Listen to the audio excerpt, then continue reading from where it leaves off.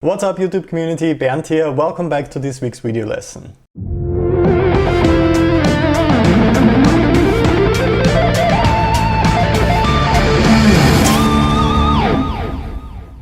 This week we focus on developing some shredding skills once again. This time I'd like to discuss the number one most common mistake concerning this playing style that I come across quite often, or on a more positive note, the most important skill you should develop further, hand synchronization. If the notes your left hand is playing are not perfectly lined up with the picking strokes of the right hand, you will end up with some very messy results. I'm sure you heard playing like that before, or you tried it out yourself, it sounds something like that.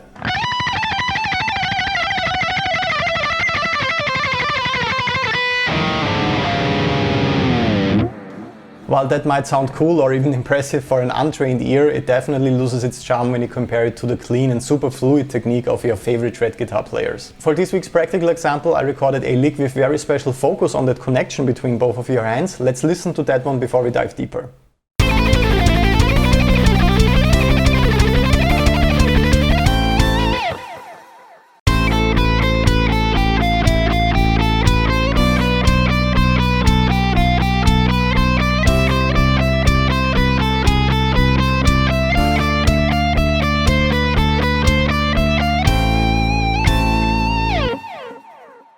The fast example might sound a bit intimidating at first, but as always we will start very slow and dissect it in detail. Of course we will also discuss why this lick is so important for developing hand synchronization, and I will also show you a picking trick that makes it a bit easier, but first let's lay down the basics. The tempo for the fast example was 180 BPM and I was playing 16th notes, so compared to other stuff we looked at so far, actually not that fast. But since I put great focus into details here, like making every single note audible and lining them up perfectly in rhythm, it sounds much faster and actually more impressive than it actually is. First of all, we're playing alternate picking here, so continuous down and up strokes for the entire phrase. The most interesting thing here is that the accents fall in odd places and we switch between the different patterns in ways that you might not be used to yet. The good news is that it's essentially the same phrase and picking pattern for every scale position, so once you figured that one out, you just have to move it up the fretboard. The bad news, if you want to call it like that, is that this pattern consists out of 14 16th notes. In order for a lick or pattern like this to start over and over again in a 4/4 measure, we would need 16 16th notes, of course. There are multiple ways of how we could arrange that rhythmically in our composition, but for this week I chose a 4/4 measure followed by a 3/4 measure.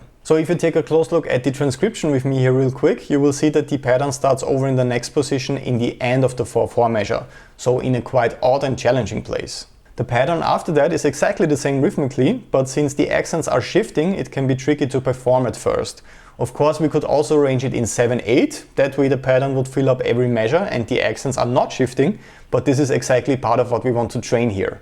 Here's all of that performed once again, just to a click. Please pay attention to how the accents are shifting between the 4/4 and 3/4 measure.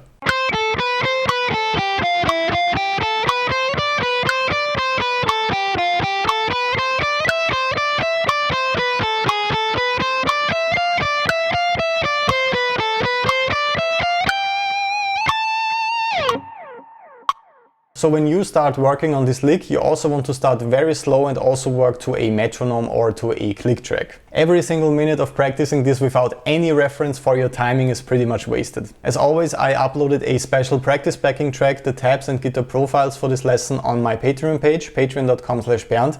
So if you're part of the inner circle, head over there to download the files right now.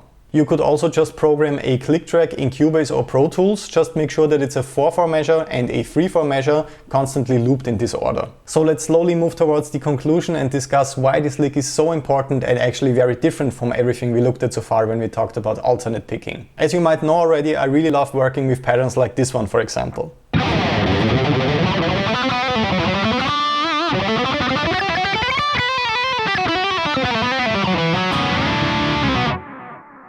They roll quite nicely, sound pretty fluid, and I don't really have to think about it anymore at this point. But it can get boring to work on the same patterns and licks all the time in different keys, using different scales and arpeggios of course.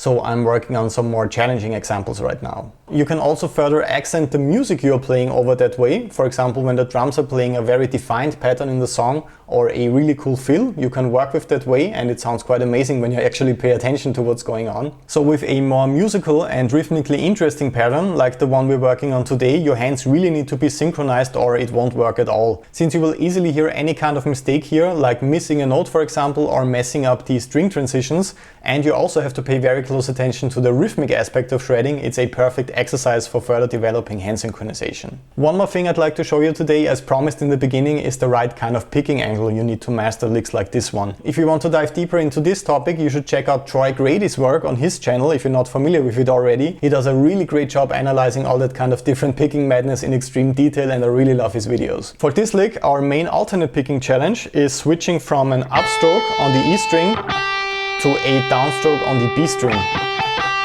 in the most fluid way possible, of course. While it doesn't sound too bad right now, it can really be the one thing that messes with your sound and the clean execution of licks like that in general, especially when you speed them up. You do not want to hit or touch the B string in any way before it's time for the downstroke after the upstroke on the E string. So your pick essentially has to jump over the B string to be in the perfect position for the downstroke.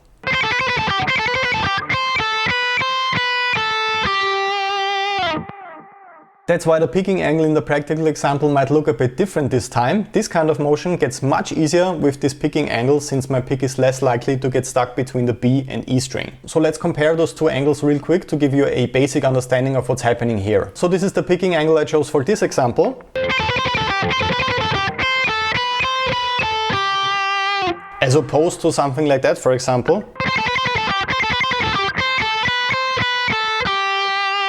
As you can see, I can also perform it this way, but when I pick an angle like that,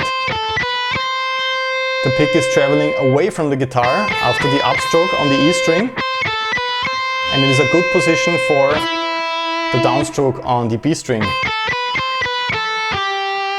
If I choose an angle like that, going in that direction, my pick is stuck right now between the E and B string, and I have to jump over the B string to be in a good position for the downstroke on the B string. I'm stuck right now and I have to jump over the string to arrive right here. Once again, as opposed to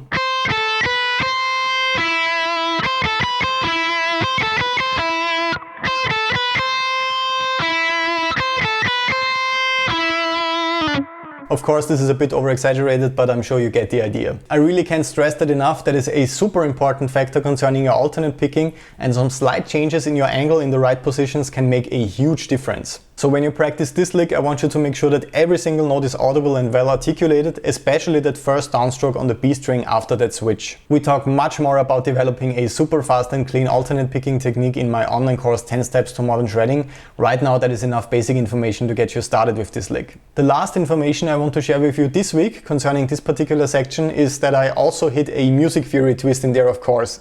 In the third position of the pattern I was playing G sharp instead of G. So that's the sound of harmonic minor. As we already discussed in previous videos, we just have to raise the 7th scale degree in natural minor or Aeolian to get to harmonic minor. So if we turn G into G sharp, we get that cool exotic and a bit oriental kind of sound. That's just a minor detail here, but it does add a cool twist, and I did not think about any harmonic minor scale position or box here. I just applied this basic music theory concept that we already studied on this channel. By just raising the 7th scale degree in any kind of position when I'm playing the natural minor scale, I immediately get that harmonic minor sound. I really hope that you will work with this lick. It really pushed my hand synchronization even further once I started working with exercises and licks like that. As I said, all the additional files for this lesson, like the practice backing track, the guitar profiles and the PDF tab sheets, are online on my Patreon page. Thanks a lot to all my patrons for the support, by the way, at this point. Also, thanks a lot to you for tuning in this week. It really means a lot to me to see the channel grow so quickly, and it's a lot of fun for me to discuss all these challenging topics with you every single week. Also, make sure to subscribe if you're not already part of the YouTube community on here. Leave a like if you enjoyed this particular lesson, and a comment in case I can help you out with any questions. I hope you have a great weekend, have fun practicing, and I will see you in the next lesson.